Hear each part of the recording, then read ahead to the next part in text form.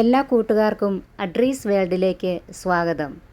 ഇന്ന് ഞാൻ വന്നിട്ടുള്ളത് വളരെ ഈസിയായി തയ്യാറാക്കിയെടുക്കാൻ പറ്റിയ ഒരു ഉള്ളിക്കറിയുടെ റെസിപ്പിയുമായിട്ടാണ്. ഇതിന് തേങ്ങ വറുത്തരയ്ക്കേണ്ട ആവശ്യമില്ല. ഉള്ളിത്തീയൽ എന്ന് വേണമെങ്കിലും പറയാം. ഇതിന് അധികം ഇൻഗ്രീഡിയൻസിൻ്റെ ഒന്നും ആവശ്യമില്ല. ഞാൻ ഇതിലേക്ക് ഒരല്പം ഇൻഗ്രീഡിയൻസ് മാത്രമേ ചേർത്തിട്ടുള്ളൂ.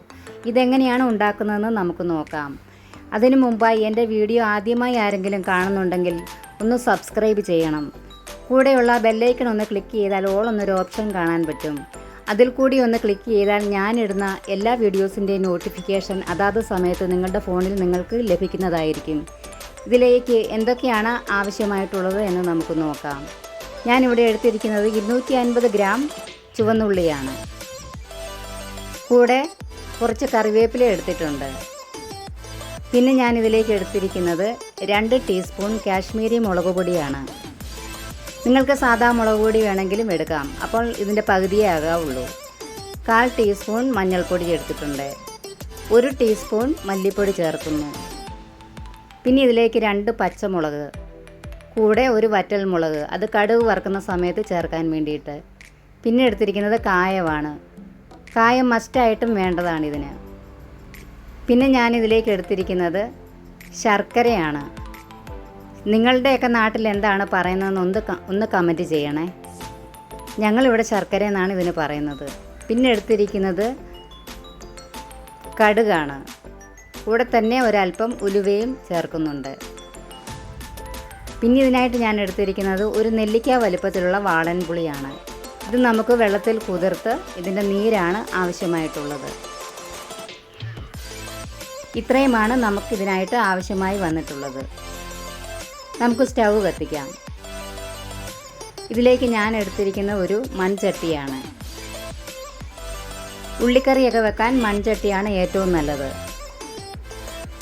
ചട്ടി ചൂടായി വരുമ്പോൾ നമുക്കിതിലേക്ക് അല്പം വെളിച്ചെണ്ണ ചേർക്കാം. വെളിച്ചെണ്ണ തന്നെ ആയിരിക്കണം ഈ കറിക്ക് ചേർക്കേണ്ടത്. ഇപ്പോൾ ചെറിയ ചൂടിലാണ് ഞാൻ ഈ വെളിച്ചെണ്ണ ഒഴിക്കുന്നത്. ചട്ടി നന്നായി ചൂടായി കഴിഞ്ഞാൽ എണ്ണയില്ലെങ്കിൽ ചട്ടി പെട്ടെന്ന് പൊട്ടിപ്പോകും. അതുകൊണ്ട് ചെറു ചൂടിൽ തന്നെ നമ്മൾ വെളിച്ചെണ്ണ ചേർക്കേണ്ടതാണ്. ഈ എണ്ണയൊന്ന് ചൂടായി വരുമ്പോൾ ഇതിലേക്ക് കടുക് ഇട്ട് കൊടുക്കാം. ഞാനിതിലേക്ക് 1/4 ടീസ്പൂൺ കടുകാണ് ചേർത്തിട്ടുള്ളത്. ഈ കടുക് നന്നായിട്ടൊന്ന് പൊട്ടി വരണം.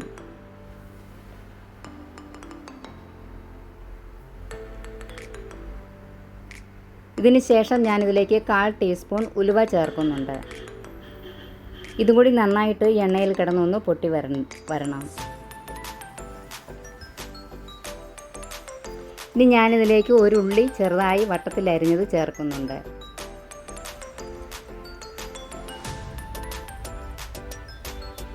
ഇതൊന്ന് ഇളക്കി കൊടുക്കാം.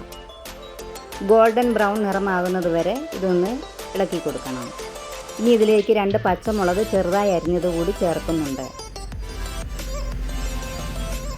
ഇതും കൂടി ഒന്ന് ഇളക്കി കൊടുക്കാം.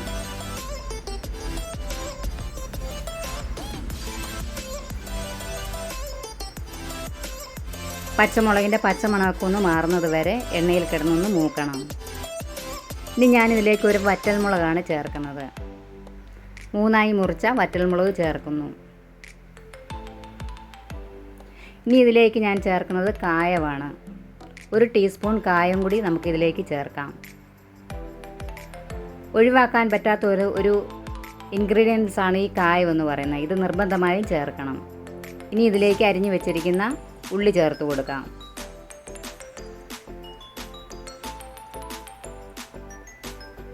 ഉള്ളി ചേർത്ത് കൊടുത്തതിന് ശേഷം നമുക്ക് നന്നായിട്ടൊന്ന് ഇളക്കി കൊടുക്കാം.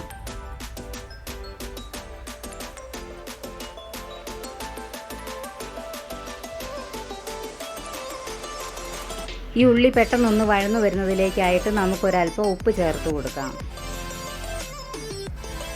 ഞാൻ ഇതിനാവശ്യമായ ഉപ്പ് ചേർക്കുന്നു.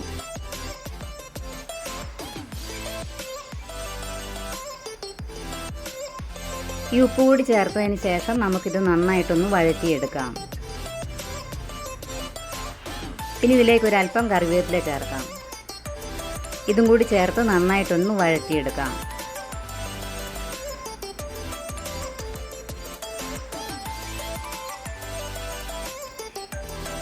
ഇങ്ങനെ വഴറ്റുന്ന സമയത്ത് ഈ ഉള്ളിയുടെ വെള്ളമൊക്കെ ഒന്ന് ഇറങ്ങി വരും. നന്നായിട്ട് അതിൻ്റെ വെള്ളമൊക്കെ ഒന്ന് വറ്റിക്കഴിഞ്ഞതിന് ശേഷം മാത്രമേ ബാക്കിയുള്ള കാര്യങ്ങളൊക്കെ ചെയ്തെടുക്കാവുള്ളൂ.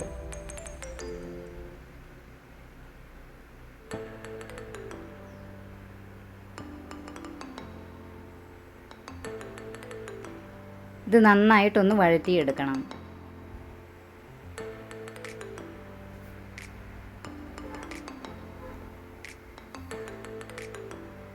പിന്നെ എല്ലാ കൂട്ടുകാർക്കും സുഖമല്ലേ? ഇവിടെ എനിക്ക് സുഖം തന്നെ. ഇതിപ്പോൾ ഏകദേശം ഒരു ബ്രൗൺ നിറമായിട്ട് വന്നിട്ടുണ്ട്.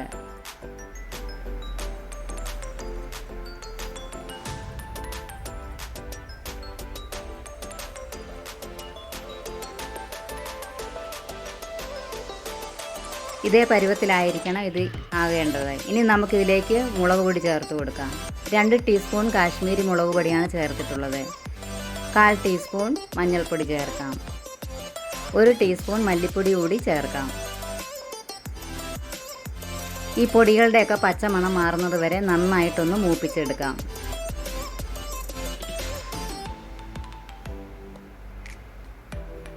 എൻ്റെ വീഡിയോ ഇഷ്ടമായാൽ ഒരു ലൈക്ക് തരണേ.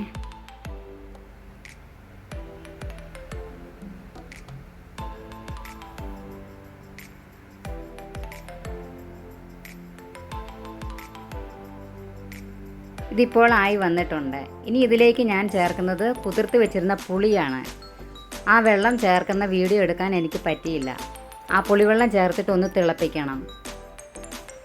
ഇതിന് ശേഷം ഞാൻ ഇതിലേക്ക് ചേർത്തിരിക്കുന്നത് തിളപ്പിച്ച വെള്ളമാണ്. ഇതിനാവശ്യത്തിനുള്ള വെള്ളം ഒഴിക്കുക. നിങ്ങൾക്ക് എന്തുമാത്രം ഗ്രേവിയാണോ വേണ്ടത് അതിനനുസരിച്ചുള്ള വെള്ളം ചേർക്കുക. പക്ഷേ ഇത് നന്നായി വെന്ത് കുറുകി വരുന്നതാണ് ഇതിൻ്റെ ഒരു ടേസ്റ്റ്. ഇനി ഇതിലേക്ക് ഞാൻ ചേർക്കുന്നത് 1 ടീസ്പൂൺ ശർക്കരയാണ്. ഇതും കൂടി ചേർത്തിട്ട് നന്നായിട്ടൊന്ന് ഇളക്കിയെടുക്കാം. പിന്നെ എൻ്റെ വീഡിയോ ഇടുന്ന സമയം നോക്കി ഇരിക്കുന്ന ഒരുപാട് കുട്ടികളുണ്ട്. അവർക്കൊക്കെ താങ്ക്സ് പറയുന്നു. അവരൊക്കെ എന്നോട് ചോദിക്കും, ആൻറ്റി ഇന്ന് എന്താണ് വീഡിയോ ഇട്ടിരിക്കുന്നത്, ഞങ്ങൾക്ക് കാണാനാണെന്നൊക്കെ പറയും. ഒരുപാട് സന്തോഷമുണ്ട് അത് കേൾക്കുന്നതിൽ. എല്ലാ കൂട്ടുകാർക്കും ഒരുപാട് താങ്ക്സ്.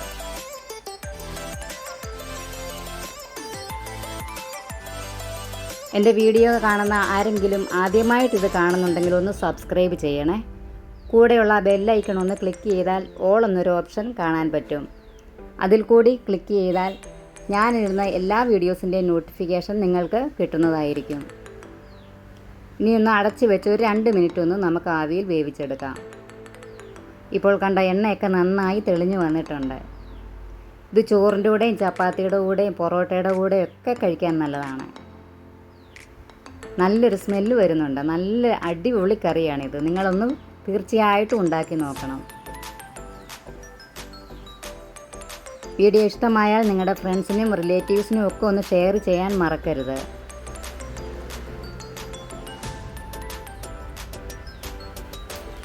വളരെ ഈസിയായി തന്നെ ചെയ്തെടുക്കാൻ പറ്റിയ ഒരു റെസിപ്പിയാണിത്.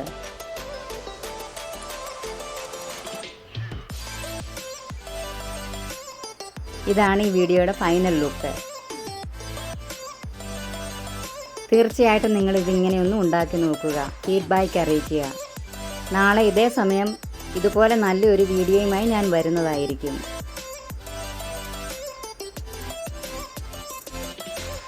ഒരിക്കൽ കൂടി പറയുന്നത്, എൻ്റെ വീഡിയോ കണ്ട് എന്നെ പ്രോത്സാഹിപ്പിക്കുന്ന എല്ലാ കൂട്ടുകാർക്കും ഒരുപാട് താങ്ക്സ്. നാളെ നമുക്ക് ഇതേ സമയം വീണ്ടും കാണാം. എല്ലാ കൂട്ടുകാർക്കും നന്ദി.